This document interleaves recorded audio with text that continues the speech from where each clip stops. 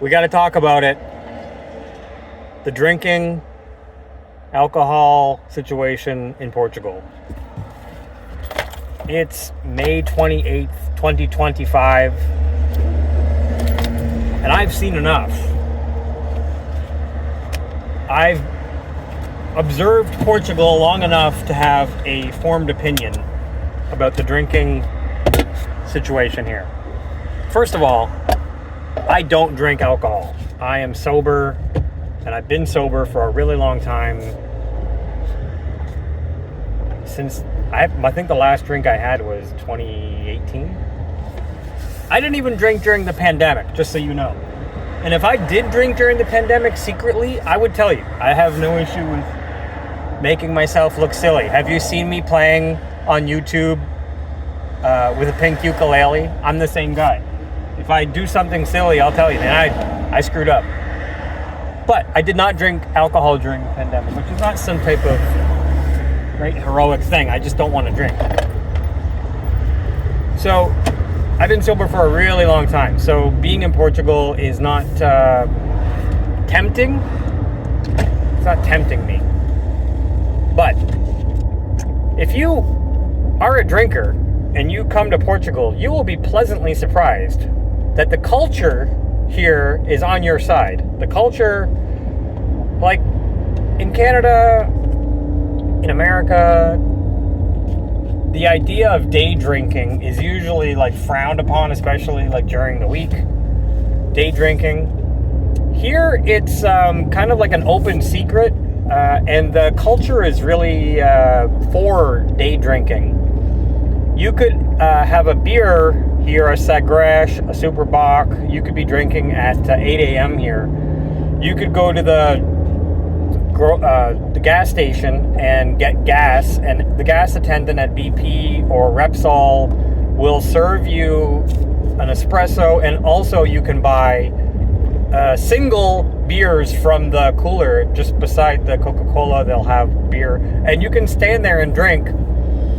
And culturally, you can have a beer and drive, although it seems to be frowned upon to drink while driving. Your passengers can have beer, although there are laws against open alcohol here. They seem to be not as enforced as you would think. I looked up the laws for drinking and driving and open alcohol, which do carry heavy fines. I'm not sure about vehicle roadside seizures or losing your license. But in Canada, the tolerance is 0, and we're talking immediate license suspension and vehicle roadside seizures. When I say seizures, I don't mean that seizure. I mean they're going to take your vehicle. They're going to seize it. Yeah, and so here, coming from Canada, this is obviously a culture shock, but I've been on the Carnival cruise, and I didn't get into drinking and partying on the Carnival cruise. So I'm almost 44 years old. If people want to party and have a good time and drink, I do not care. Adults do adult things, and I am completely aware of the adult things that adult people do, and IDGAF. I have my own life, and I don't think I'm going to stop everyone from day drinking. But just like, imagine, for example, my mom, who would have drank herself to death if I didn't step in at some point, how I was able to point out to the paramedics that I had to call multiple times that she was not functional anymore was she started day drinking. And one of the times I called the paramedics on her, it was like first thing in the morning. She was drunk and she didn't know what day it was, and she had been day drinking for so long, and she admitted to the paramedics that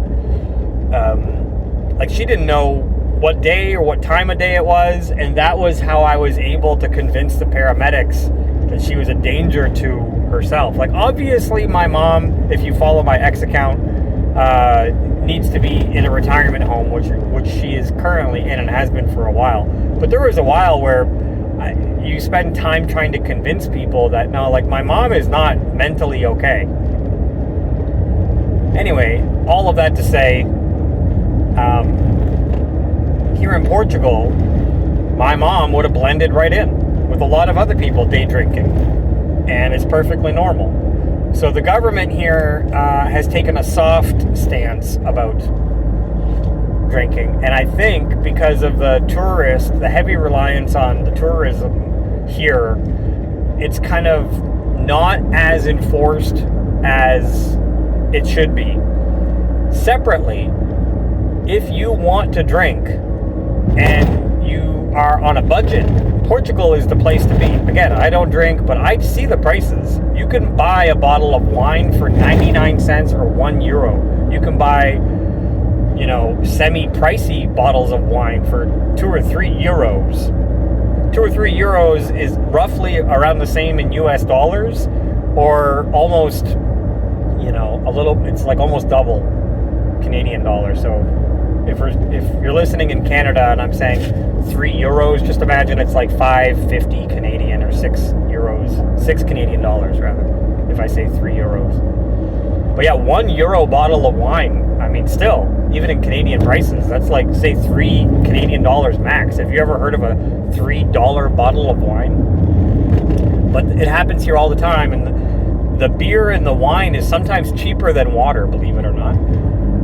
Gas is the most expensive thing here. It's basically double what I'm used to paying. Almost right on the nose, it's double what I'm paying. So if you're upset about your gas prices, think about your boy Adam. They measure in liters here, and the prices, are just like freaking double. So if it's, I don't stay up to date on Canadian gas prices, but whatever it is, just know it's double here. Needless to say, so you have a lot of functional alcoholics here, and because it's Europe, darling, everybody's kind of a functional alcoholic in Europe. If you want to go somewhere in the world and just kind of blend in with your alcoholism, go to Europe. Go to Paris. When I was in Paris, everybody was drinking. So yeah, day drinking is just a regular thing here. People are drinking at all hours of the day. I made a comment once to a cab driver of like, how is it possible that you can drink and get served alcohol at a gas station and then get in your car and drive away? And he was like, yeah, what are you talking about? That happens all the time here. People are on like their second wind by 8 a.m. having like, their third or fourth beer at 8 a.m. What are you talking about, Adam? He started laughing. He was like, you have no idea. And I don't have any idea because I don't sit around and watch these people driving, and I was just assuming that cab drivers, should be sober. Silly me. Most cab drivers here are sober, by the way. You would think it would be illegal and hope it would be illegal to be driving people around while you're drunk. But as somebody who's coming to visit, like a tourist, it's just something you want to keep an eye on. That you are assuming other people are sober, and you might be wrong. And this makes for a very precarious driving situation. Of course, I'm sober. I have a very low accident and poor driving ratio and record. I have incredible insurance in Canada, wherever I've driven. I'm driving this is my second vehicle in Portugal. I own 2 vehicles in Portugal. I'd rather not rent. I've driven more vehicles than anyone you've ever met in your life. Last rough count was over 10,000 vehicles that I've driven. I've owned quite a lot. I'm not a car guy, but I have driven more cars than anyone that you'll ever meet. And that's only because of my long-standing career in the automotive industry. So here, generally speaking, the roads are more narrow. That makes for some challenges. And then on top of all that, again, sometimes the people are drunk. So that does not help. The roads are more narrow. They're winding roads. The motorcyclists don't obey any laws in Portugal, especially in Canada. I routinely have visions of grabbing a baseball bat and just rocking one of these motorcyclists, because in Canada that's exactly what would happen. Or sometimes, they might have a door accidentally open that they run into, because here they're just weaving in and out of traffic all over the road, passing you, and it's really tough to get used to. I'd like to say I'm used to it now. Basically, I just, like, when you're driving, if you see a motorcycle, you're just supposed to, like, expect the unexpected, and there's not going to be any consequences for whatever they do. I've never seen a motorcyclist get pulled over. I can understand and make room for bicyclists, but people on motorcycles, what I'm used to is they are obliged to follow the same traffic laws that motor vehicles do. But here in Portugal, sweetheart, esta es Portugal. This is Portugal, and it is different here. So narrow roads, people drunk. It makes for some challenging situations. Functional alcoholics abound. Very common to get alcohol served in the morning. You can buy alcohol here any hour of the day as long as the store is open. All the grocery stores sell alcohol, beer, and wine. I've seen guys getting their morning coffee and a bottle of beer. I've seen guys at the grocery store buying, 40s of beer for the day, first thing in the morning. Like, you go get your morning breakfast, a banana and a snack, and then like 3 40s, and he's got a backpack, and he's gonna pack his backpack with his 40s for the day, and that's just fine. And you can check out at 7:30 a.m.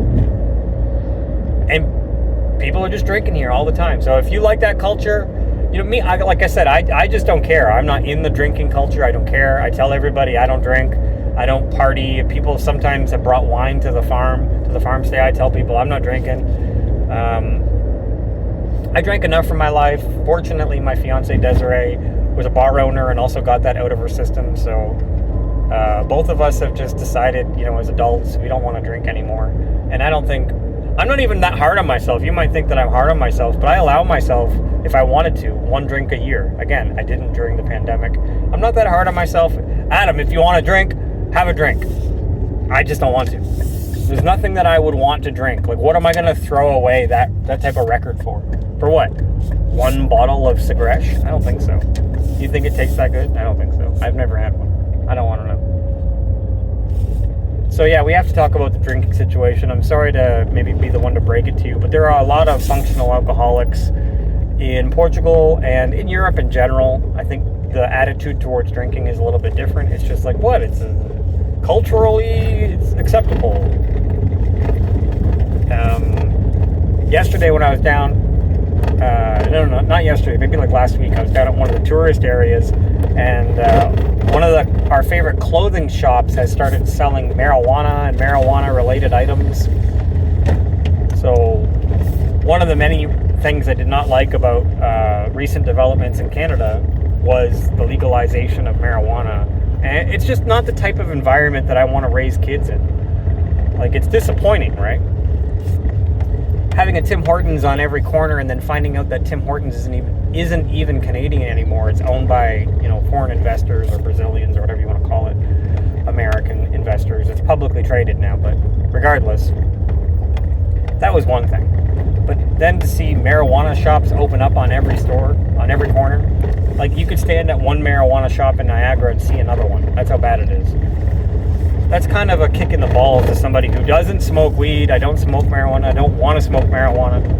But yeah, that's a separate subject. I just wanted to let you guys know, if you want to get drunk or you want to day drink or you want to just drink all day, Portugal might be right for you. Most places in Europe are like that. You can just totally sneak under the radar as a functional alcoholic. But like here in Portugal, I think you might love it here. It's affordable.